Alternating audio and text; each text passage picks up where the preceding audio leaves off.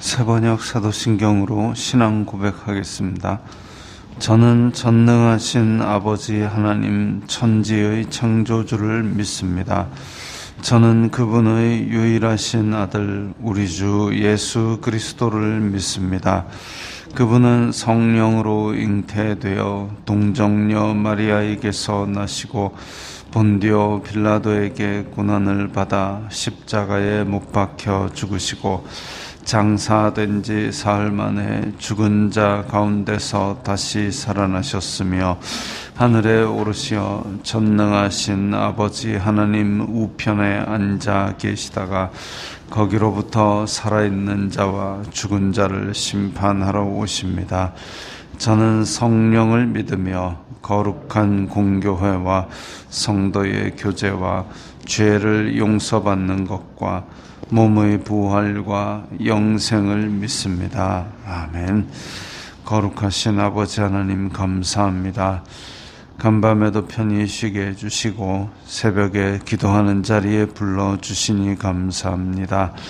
이 시간 저희들이 마음 중심으로 주님을 경외하게 하여 주시옵소서. 예수님 이름으로 기도드리옵나이다. 아멘. 찬송가 352장입니다.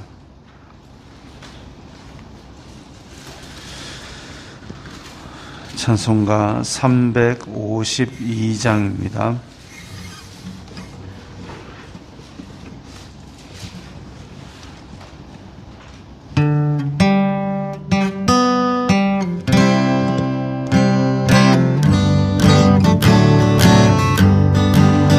십자가 군병들아 주 위에 일어나 이들고 앞서 나가 담대히 싸우라 주 앞에서 승전하고 영광을 얻도록 그 무대 하늘이서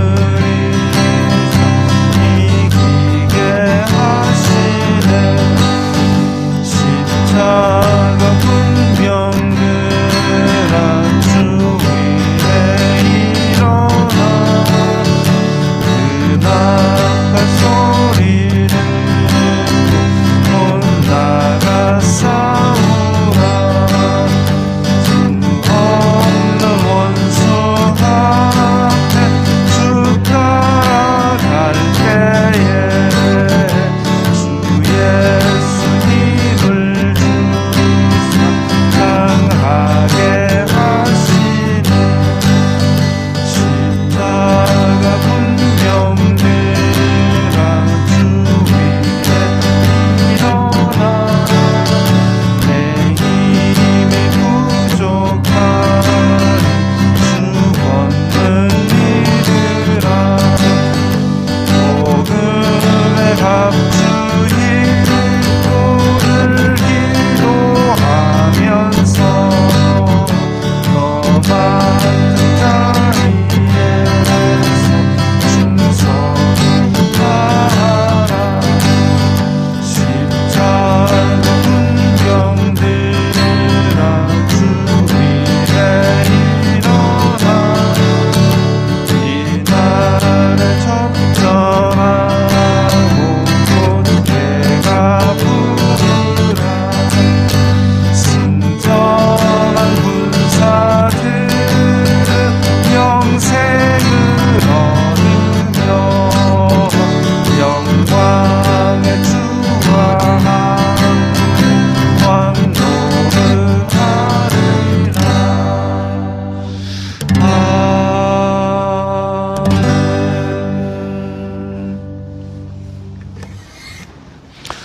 오늘 말씀은 민수기 1장 20절부터 31절까지의 말씀입니다.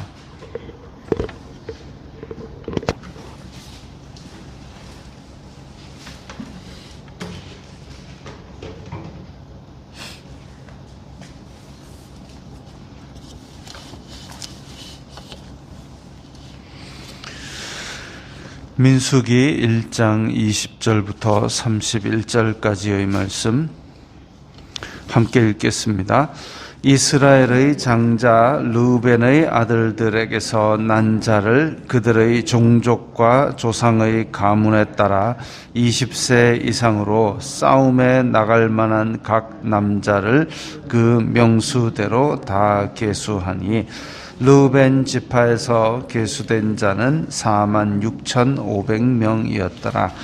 시므온의 아들들에게서 난 자를 그들의 종족과 조상의 가문에 따라 20세 이상으로 싸움에 나갈 만한 각 남자를 그 명수대로 다 계수하니 시므온 지파에서 계수된 자는 59,300명이었더라.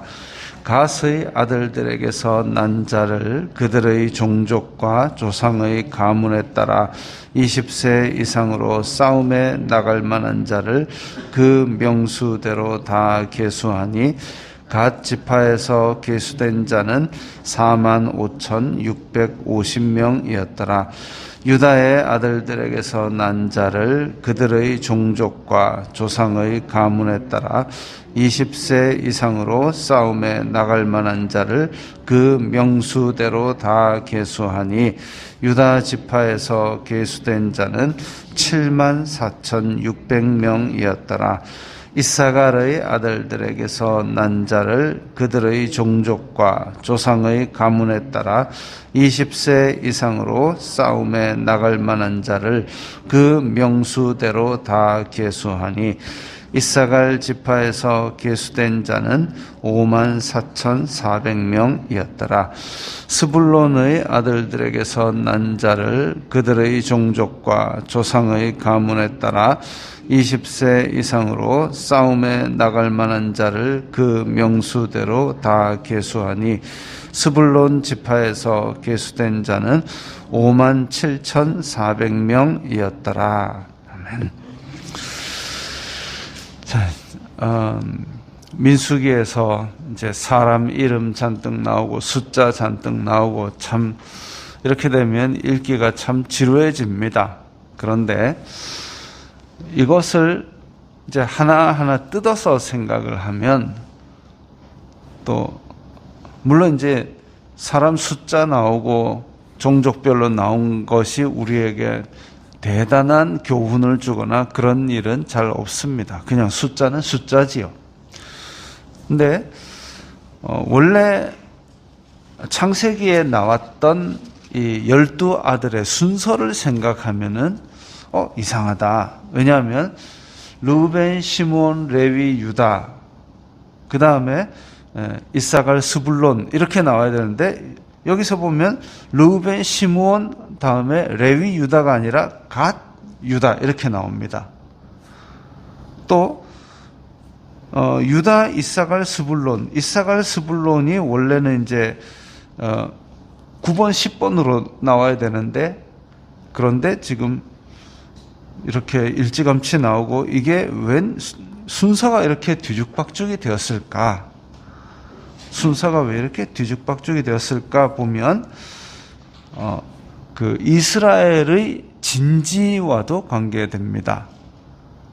이스라엘은 행군을 할 때 누가 먼저 가고 그 다음에 장막을 칠 때는 가운데 성막을 두고 그 다음에 동쪽에 세 지파, 서쪽, 남쪽, 북쪽 각각 세 개의 지파씩을 그렇게 진을 치도록 했습니다.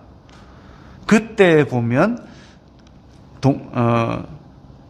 남쪽에 있는 세 지파가 르우벤, 시므온, 갓. 그 다음에 동쪽에 유다, 이사갈, 스불론. 그러면 이게 이제 진치는 것에 따라서 순서를 배치를 했구나. 그 다음 부분에 나오는 세 개의 지파도 제가 따로 노트를 해가지고 기록을 한 게 있는데 서쪽에는 에브라임, 므낫세, 베냐민, 북쪽에는 단, 아셀, 납달리 이렇게 해가지고 동서남북의 세 개 지파 그리고 순서대로 르우벤, 시므온, 갓부터 순서대로 이렇게 했습니다. 오늘은 그래서 남쪽과 동쪽에 있는 세 개씩 지파가 언급이 되었습니다.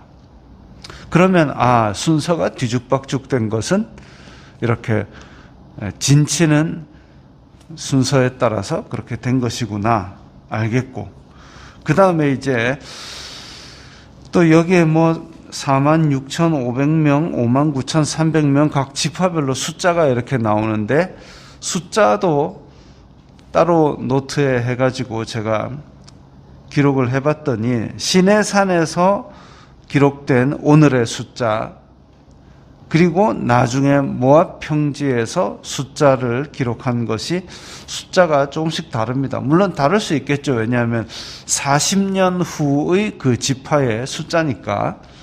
그래서 숫자가 다른데 그 숫자가 어떻게 달라졌는가를 쭉 들여다보니까 조금씩 차이가 있지만 크게 차이가 난 경우가, 시므온 지파 같은 경우는 59,300명에서 나중에 모압에서 쟀을 때는 22,200명, 반토막이 났습니다. 반토막보다 더 넘게 났죠. 59,000명에서 22,000명으로 굉장히 많이 줄었습니다. 무슨 옛날에 둘도 많다 하고 감산 정책을 한 것도 아니고, 시므온 지파는 정말 감소가 심하게 되었고요. 그 다음에 나중에 나오는 에브라임, 므낫세 지파 같은 경우는 32,000명이었는데 52,000명으로 2만 명이 넘게 불었습니다. 므낫세 지파는 2만 명이 넘게, 그래서 가장 많이 감소한 지파는 시므온, 가장 많이 증가한 지파는 므낫세. 근데 이것은 야곱의 생애와도 또 연관이 있다고 볼 수 있겠죠. 시므온 같은 경우는 이제 야곱의 딸 디나의 일로 시므온과 레위가 칼부림을 해가지고, 그래서 다른 종족 사이에 굉장히 큰 무리를 일으켜서 그들이 다 칼 들고 오면 어떡하겠느냐 해가지고 그때 큰 회개의 일을 벌이게 만든 시므온과 레위. 그래서 그때의 야곱이 시므온과 레위는 그런 큰 위기를 우리에게 주었다 해가지고 창세기 50 끝에 보면 이제 시므온과 레위에 대해서 그런 저주 아닌 저주를 하게 됩니다. 그런 부분들이 또 작용했을 수도 있겠고, 그 다음에 에브라임과 므낫세 같은 경우는 이제 요셉의 아들들로서, 므낫세가 사실은 첫째 아들인데 차자로 내려앉은 것이죠. 근데 므낫세는 요셉에게 나온 축복이 이제 우리가 노래로 했던 너는 담장 너머로 뻗은 가지, 그런 식으로 해서 엄청나게 불어났습니다. 므낫세 같은 경우는 므낫세 반 지파는 요단 동편에 터를 하고 반은 또 요단 서편으로 그렇게 자리를 잡을 정도로 번성을 했지요. 그 다음에 또 주목할 만한 것은 유다 지파 같은 경우는 76,000명, 제일 압도적으로 많이 그렇게 번성을 했습니다. 유다 지파는 76,000명으로 제일 인구가 많습니다. 그래서 74,000명에서 모압 땅에서 쟀을 때 76,000명으로 한 2,000명 정도가 늘어났지만, 어쨌든 기본 숫자에서도 제일 압도적으로 많은 위치입니다. 어찌 보면 유다는 야곱이 축복을 할 때에 왕 홀이 너에게서 떠나지 아니하겠고 라는 그 말에서 이미 이제 왕권을 쥐고 있는 그런 지파로서 언급이 됩니다. 또 유다 지파 다음으로 많은 지파가 이제 다음 부분에 나오는 단 지파인데, 단 지파는 6만 2천 명, 6만 명으로 굉장히 많습니다. 그런데 나중에 구약 시대를 지나면서 점점 사라져 가지고 나중에는 지파 이름조차 나오지 않습니다. 단 지파에 대해서도 야곱이 너는 뱀 같다 이런 얘기를 했는데, 실제로 단 지파는 그 땅을 나누어 줄 때 블레셋 쪽의 땅을 그렇게 분배를 받았는데, 그런데 그 블레셋하고 이 동네가 무섭다고 해가지고 제대로 싸우려 하지도 않고 결국은 나중에 제일 북단으로, 갈릴리보다 더 북단 그 동네로 이동을 합니다. 하나님께서 나누어 준 땅에 6만 명이라는 엄청난 인원이 있으면 가서 싸워가지고 하나님을 믿는 믿음으로 말미암아 그 자리를 차지를 했어야 될 텐데, 그러지 아니하고 자기네들이 피해가지고 저 꼭대기 땅으로 올라가더니 흐지부지 돼가지고 나중에는 이름조차 나오지 않는 그런 지파가 되어버립니다. 참 안타까운 일이죠. 베냐민 지파 같은 경우는 3만 5천 명, 그렇게 적지 않은 양이고, 실제로 광야를 지나는 동안 10,000명 정도 늘어서 4만 5천 명으로 발돋움을 합니다. 베냐민 지파 같은 경우도 그렇게 커지지만 사사기 끝에 보면 베냐민 지파가 그 아주 패역한 짓을 하는 바람에 다른 11지파가 와서 그대로 밟아버려가지고 몇백 명밖에 남지 않는, 그래서 유다 지파 위에 그냥 혹같이 붙어가지고 빌붙는 그런 신세가 되어버립니다. 그래서 이런 12지파의 흥망성쇠를 생각할 때에 참 하나님께서 정하신 그런 일들을 차곡차곡 순종해 나가는 그런 유다 지파 같은 경우는 그렇게 번성하면서 왕권을 계속 유지를 하는가 하면, 한편으로는 정말 자기는 지금은 잘 된 것 같지만 순종을 점점 잃어버림으로 말미암아 흔적도 없어지는 그런 지파도 있고 그렇습니다. 근데 그거는 이제 이후의 일이고, 하나님의 섭리의 수레바퀴 가운데서 우리가 하나하나 하나님의 뜻을 이루어 나가는 오늘의 일상이 중요한데, 지금 현재 이 광야에 나온 이 백성들을 볼 때에 지금 얼마 전만 해도, 몇 달 전만 해도 그야말로 이집트에서 노예 생활을 하고 강제 노역인지는 모르겠지만 어쨌든 고된 노역에 시달리면서 탄식 소리가 하늘에 들릴 정도로 그렇게 고생하던 무리들이었죠. 그리고 시키는 것만 하던 노예 근성이 뿌리 박힌 그런 사람들이었습니다. 그런데 지금은 이제 성막을 중심으로 동서남북으로 대열을 갖추어서 진을 치는 하나님의 군대가 되었죠. 물론 지금 전투력이 있는 건 아닙니다. 아말렉이 쳐들어왔을 때 혼비백산에서 그냥 난리가 난 적이 있지 않습니까? 전투력이 있는 건 아니지만 하나님께서 군대를 삼아 주시고 이렇게 진열을 갖추게 해주셨죠. 이게 굉장히 광야의 생활이 우리의 구원과도 닮아 있다는 것이 그것입니다. 우리가 자격이 있거나 능력이 있는 것이 아닌데도 불구하고 하나님께서 너는 나의 사랑하는 아들이다, 너는 나의 구원받은 하나님의 백성이다, 이렇게 먼저 백성 삼아주시고 그 다음에 이제 점점 훈련을 시켜가시고 성화의 단계를 밟아가게 하시는 겁니다. 마찬가지로 그 노예 생활하던 백성인데 너희들은 내 언약 백성이다 해가지고 내 백성을 보내라 끄집어내고 그 다음에 이렇게 진을 갖추게 하신 후에 군사로서 하나님의 강한 백성으로 군사로서 제사장 나라로서 훈련시켜 가시는 것이죠. 그런 것을 볼 때에 이 광야 생활이 우리의 신앙생활과 맞닿아 있는 부분이 있구나 라고 생각을 할 수가 있고, 또 하나가 뭐냐 하면 이렇게 군대를 계수한다는 것은 각 지파별로 이제 전쟁에 나갈 때에 과연 몇 명이 나올 것인가, 이걸 객관적으로 파악을 하고 있어야 된다는 겁니다. 우리는 하나님의 군대니까 그냥 나가면은 한 명이 1000명을 쫓고 될 거야. 예, 되면 좋겠죠. 그러나 하나님께서는 이렇게 숫자를 세라고 하신 이유는 각 지파별로 정확한 객관적인 전투력을 측정해 두라는 것이죠.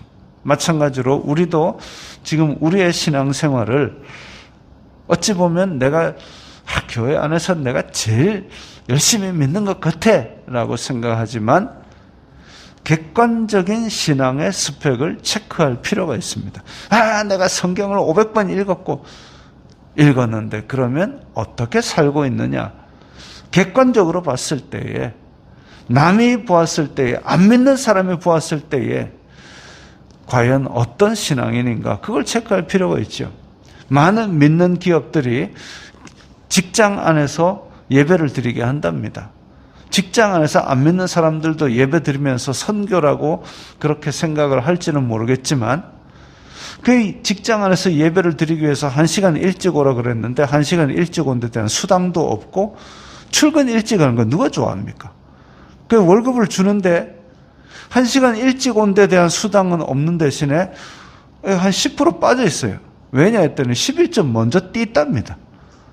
일찍 나오라 그러면 그 돈은 또 적게 주고 이러면 누가 좋아합니까? 그건 선교가 아니죠. 그 다음에 이렇게 신앙생활을 한다는 사람인데 직장에서 힘든 일, 어려운 일은 다 남 띄주고 그렇게 하면 누가 좋아하겠습니까? 이거는 객관적인 신앙의 스펙이 잘못되어 간다는 얘기죠. 객관적인 신앙의 스펙이라는 것은 내가 성경을 몇 번 읽고 일주일에 교회를 몇 번 가고 그게 문제가 아니라 밖에서 안 믿는 사람이 봤을 때 네 하나님이라면 나도 믿고 싶다. 아니면 막 기독교인 욕을 막 하는 사람들 많잖아요.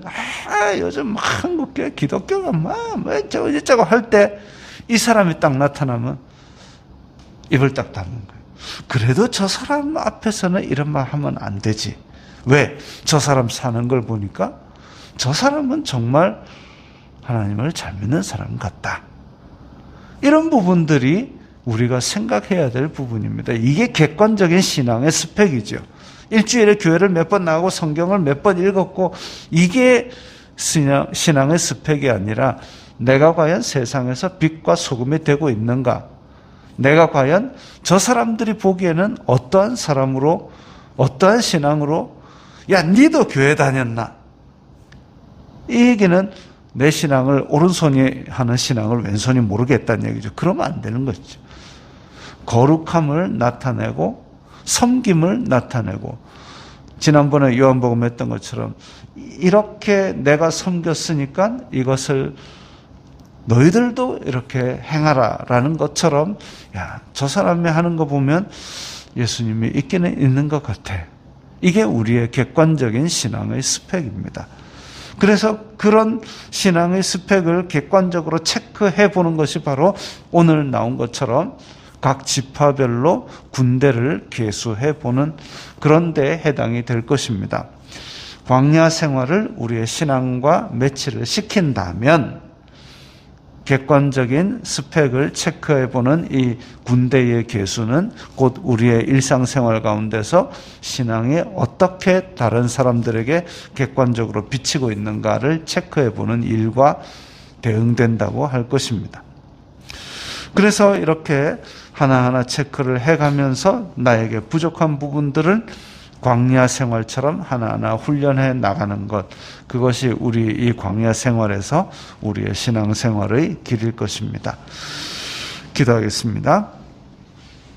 거룩하신 아버지 하나님 감사합니다. 광야 생활 가운데서 이스라엘 자손들이 각 지파별로 군대를 계수하였던 것처럼 이제 저희들도 이 땅에서 십자가 군대로서 살아갈 때에 객관적인 신앙의 스펙을 하나하나 채워나가면서 하나님 보시기에 하나님 나라의 큰 군대로 만들어져 나가게 하여 주시옵소서. 예수님 이름으로 기도드리옵나이다. 아멘.